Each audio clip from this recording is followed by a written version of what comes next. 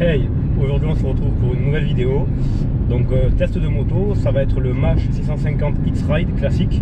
Donc un gros monocylindre de 650 cm3. On va voir ce que ça donne parce que c'est vrai que MASH souffre d'une réputation un peu bas de gamme, mais on va voir ce que ça donne. Et puis on se retrouve après ça. Ciao ciao.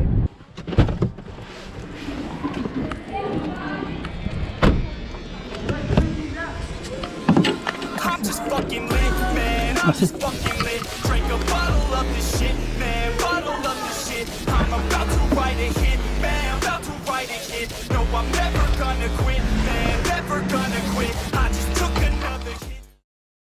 Et voilà la bête.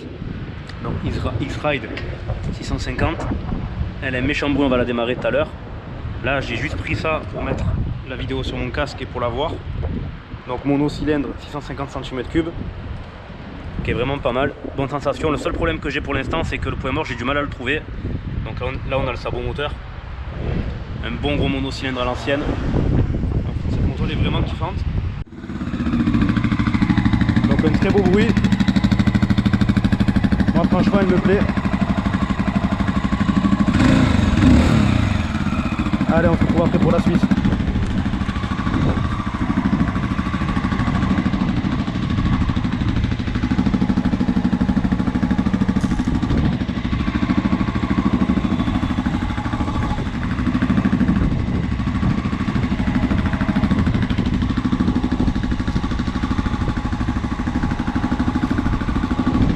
C'est parti. Faut aller un peu haut pour ma taille par contre.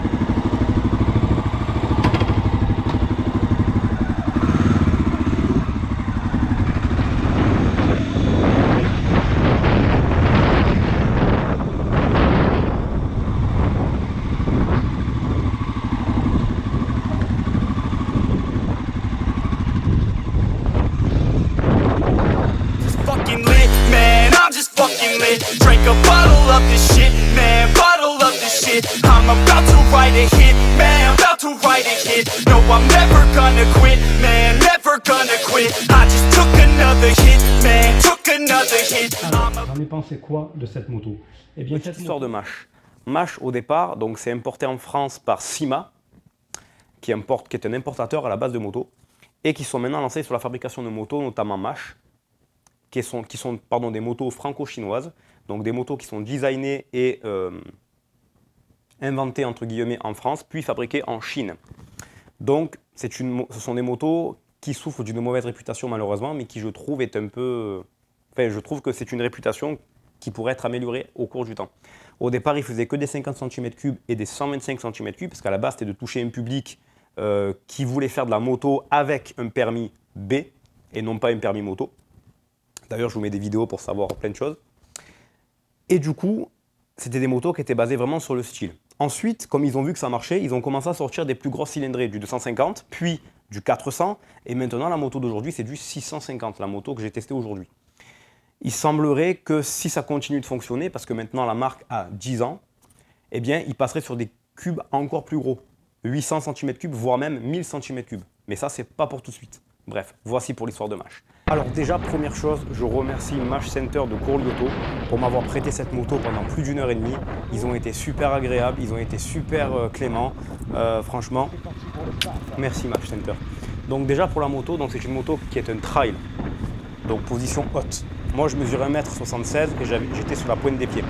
C'est une moto qui pèse 160 kg, tout plein fait. Je mettrai la correction si jamais je me suis trompé. Et donc du coup une moto qui est très facile à prendre en main. Moi qui suis extrêmement débutant, d'ailleurs à l'aller, quand j'ai fait Courlioto Estac, il y avait des embouteillages sur le Courlioto. Pour ceux qui connaissent Marseille, je ne me faufilais pas trop, je restais derrière les voitures parce que j'avais pas trop d'expérience. Par contre au retour il y avait du monde, j'étais un peu à la bourre, du coup je me faufilais et honnêtement j'ai eu le plaisir de me faufiler comme si j'avais un vélo. Donc c'est une moto de 650 cm3 en monocylindre. Donc vous voyez dans la vidéo que le bruit il est quand même exceptionnel. Alors j'espère que vous écoutez avec des écouteurs ou un casque parce que quand on écoute avec des haut-parleurs, le bruit on ne se rend pas trop bien compte qu'il est bien grave et qu'il pétarade pas mal. Mais moi honnêtement le bruit m'a beaucoup plu. Donc en ce qui concerne la moto, comme je vous le disais, elle est très facile à prendre en main, elle est très agréable pour un débutant comme moi. Je me suis faufilé sans problème. Gros avantage, la position bien droite. j'ai pas mal au dos, j'étais sur la pointe des pieds, mais néanmoins, comme la moto est légère, dès que je perdais l'équilibre, mais quand je montais sur un trottoir ou quand je descendais d'un trottoir, et même avec la pointe des pieds, je réussissais à maintenir la moto en place. Donc vraiment aucun problème à la conduite.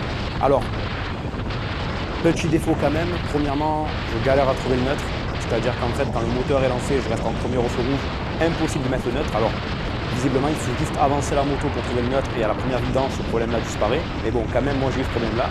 Alors, moteur arrêté, le neutre se trouve très facilement. Par contre, moteur allumé, le neutre, je galérais à le trouver. Et autre inconvénient au niveau du clignotant, peut-être je me débrouillais mal, mais j'avais du mal à aller au clignotant parce que j'ai peut-être les mains trop petites. Mais surtout, en fait, parfois en mettant le clignotant, je mettais le warning avec. Ce qui fait que quand je voulais enlever le clignotant, je ne savais pas trop si j'avais mis le clignotant, enlevé le clignotant. Parce qu'en fait, pour faire bref, au niveau du tableau de bord, qui est très simpliste, vous le voyez sur la vidéo, lorsqu'on met le warning ou qu'on met le clignotant gauche ou qu'on met le clignotant droit, c'est le même voyant qui clignote. Du coup, impossible de savoir si on a mis le clignotant à gauche, si on a mis le clignotant à droite ou si on a mis le warning. Et moi, en fait, ce qui se passait plusieurs fois, c'est que je mettais mon clignotant à gauche, par exemple, pour m'insérer sur l'autoroute, du coup, le clignotant clignotait. Le problème, c'est que quand j'enlevais le clignotant en cliquant sur le bouton, il ne se passait rien. C'est-à-dire qu'au niveau de mon tableau de bord, j'avais toujours le clignotement. Et donc j'insiste, je mets à droite, je renlève, je mets à gauche, je renlève, et j'arrivais toujours pas à enlever le clignotant. En fait, je me suis rendu compte qu'avec mon gant, en mettant mon clignotant, j'ai dû enclencher en même temps le warning. Le warning, en fait, il est sur le dessus. Et ça, je trouve pas ça très pratique, parce qu'en fait, quand on doit faire un droite-gauche avec les clignotants, par exemple sur un rond-point, très souvent, on mettait le warning en même temps. Ou alors, on faisait mal le droite-gauche. Donc voilà, petit défaut ici, petit défaut au niveau de la boîte de vitesse, que je trouve, à mon sens, moins précise que d'autres véhicules. Sinon, après, le reste, c'est que des avantages, vraiment.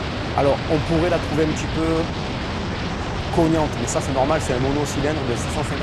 Donc, effectivement, sur l'autoroute, quand je lâche la poignée des gaz, je pars un petit peu en avant. En ville, si je ne tiens pas mon embrayage en second, tac, ça cogne. C'est normal, c'est un monocylindre, donc c'est beaucoup moins tolérant.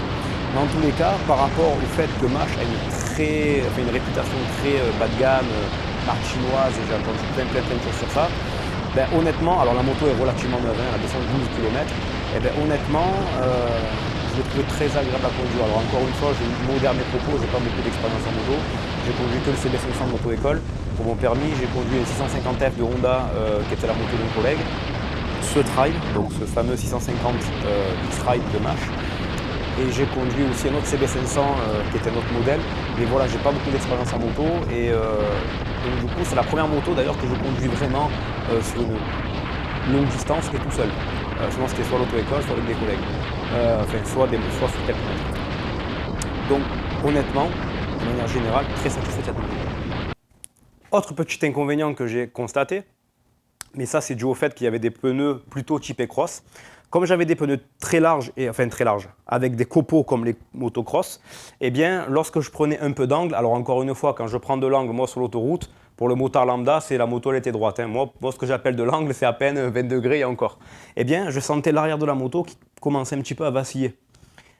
Pas dangereusement, mais je me dis que sur route mouillée ou sur une route un petit peu délabrée, c'est dur de la tenir. Alors, ça serait peut-être corrigé, j'ai demandé à mes collègues, ça serait peut-être corrigé par des pneus route. Là, le problème, c'est que c'était des pneus plutôt typés cross. Et les pneus plutôt typés cross, ça fait que ça bouge un peu. Donc voilà. Donc pour résumer cette vidéo, gros point positif, le prix, 5 500 € neuve, clé en main. La position de conduite, très droite, pas mal au dos, relativement confortable.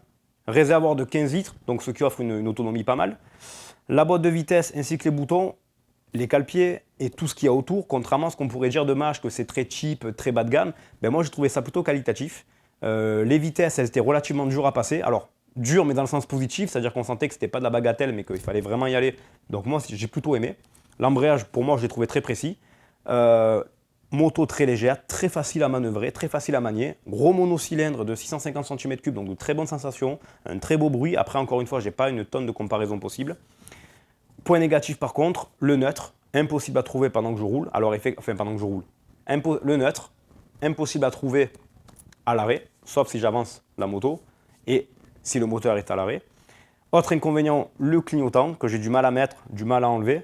Mais honnêtement, à part ça, alors j'ai trouvé aussi que les suspensions étaient un peu dures par rapport au fait que ce soit un trail. Quand je prenais des dodanes, ça couinait quand même un petit peu et c'était relativement rigide. Mais honnêtement, par rapport à ça, je trouve que c'est une moto qui est relativement agréable. Après, encore une fois, je suis débutant.